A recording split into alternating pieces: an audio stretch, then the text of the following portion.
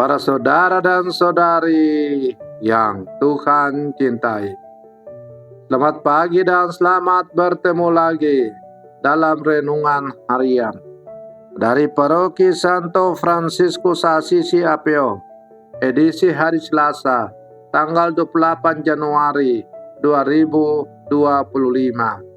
Hari ini gereja memperingati peringatan wajib Santo Thomas Aquinas, seorang imam dan pujangga gereja.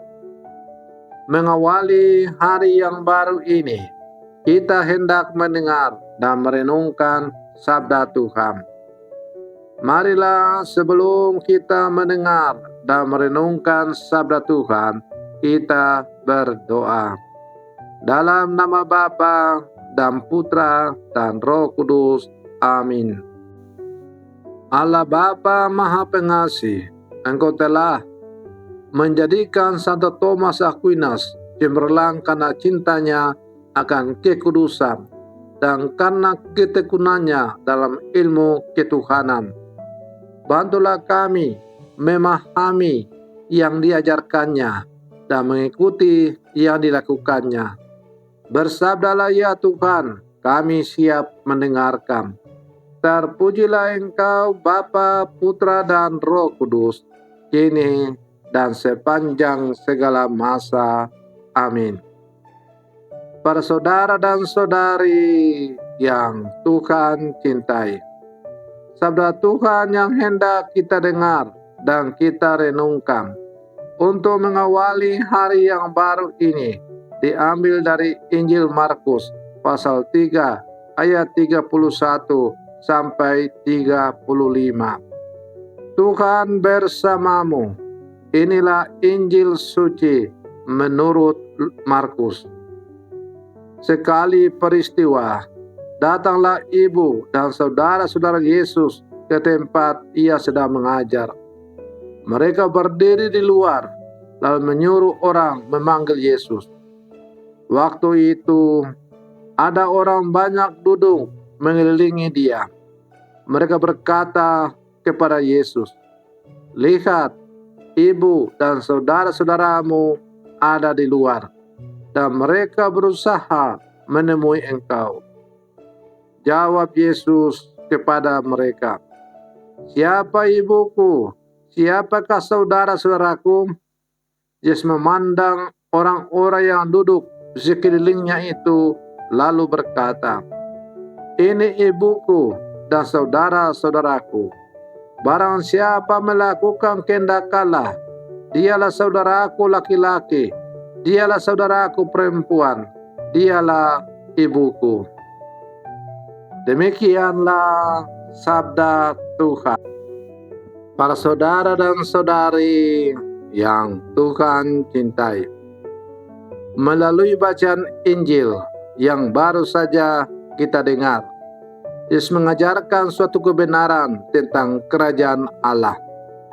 Ia mengajar tentang realitas kekerabatan spiritual yang lebih tinggi, yaitu keluarga Allah. Kita belajar dari perikop Injil ini tentang Yesus dan keluarganya. Pertama, kita menjadi bagian dari keluarga Allah dengan melakukan kehendak-Nya. Yesus berkata, "Siapa saja yang melakukan kehendak Allah, dialah saudaraku laki-laki, saudaraku perempuan, dan dia ibuku." Melalui kata-kata ini, relasi biologis dengan Kristus tidak masuk hitungan. Kekeluargaan sejati bukan hanya soal darah daging. Di sini Yesus benar-benar menekankan bahwa hubungan rohani lebih unggul daripada ikatan keluarga. Apalagi kadang-kadang keluarga kita tidak memahami kita ketika kita melayani Tuhan. Yang kedua, Bunda Maria adalah teladan bagi kita dalam melakukan kehendak Allah. Bunda Maria tidak membanggakan tempat istimewanya dalam sejarah keselamatan. Sebaliknya, ia adalah hamba Tuhan kehendak Tuhan adalah yang terpenting dalam hidupnya. Dia mencari kesempurnaan dan kebahagiaannya dalam sumber segala kekudusan dan kesempurnaan, yaitu Yesus sendiri. Dengan kata lain, Bunda Maria mengajar kita bagaimana menjadi anggota keluarga Allah. Para saudara dan saudari yang Tuhan cintai, kita adalah murid-murid Yesus yang hidup di zaman sekarang. Kita adalah saudara-saudara Yesus. Dan kita menjadi saudara Yesus bukan karena kita ada hubungan darah dengan Yesus, ada hubungan kekeraban biologis dengan Yesus, tetapi kita menjadi saudara Yesus karena kita telah dibaptis dalam nama Allah Tritunggal Maha Kudus.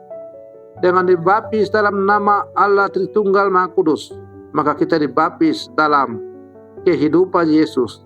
Kita dibaptis dalam kebangkitan Yesus. Kita dibaptis dalam nama Yesus. Dan kita dibaptis dalam sengsara, wafat, dan kebangkitan Yesus. Dengan demikian, seluruh kepribadian Yesus, diri Yesus, telah menyatu dengan kita. Karena kita telah bersatu dengan Yesus, maka kita menjadi tidak terpisahkan dari Yesus. Itu berarti antara Yesus dan kita sudah menjadi satu. Para saudara dan saudari yang Tuhan cintai, kalau Yesus telah bersatu dengan kita, maka itu berarti kita harus melaksanakan segala yang diajarkan dalam kehidupan ini. Dan inti ajaran yang Yesus sampaikan adalah hanya satu, yaitu melaksanakan cinta kasih dalam seluruh kehidupan kita. Kasih kepada Allah dan kasih kepada sesama. Itulah inti ajaran yang dibawa oleh Yesus untuk kita laksanakan dalam seluruh kehidupan kita.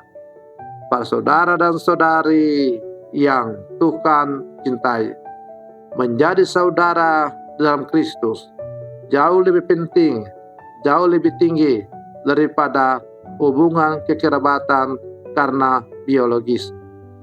Menjadi saudara oleh karena memiliki satu iman yang satu dan sama, ialah iman kepada Kristus, adalah jauh lebih hebat dan lebih tinggi karena kita diangkat menjadi anak-anak Allah. Maka mari kita berlangkah bersama sebagai saudara-saudari yang telah dipersatukan oleh Yesus di dalam gerejanya yang kudus, Katolik, untuk berlangkah maju bersama menghidupi segala sesuatu yang diajarkan oleh Tuhan kepada kita. Semoga kita semakin layak disebut sebagai murid-murid Yesus, saudara-saudari Yesus, karena kita selalu melakukan apa yang dikehendaki oleh Allah. Selamat pagi, Tuhan Yesus memberkati.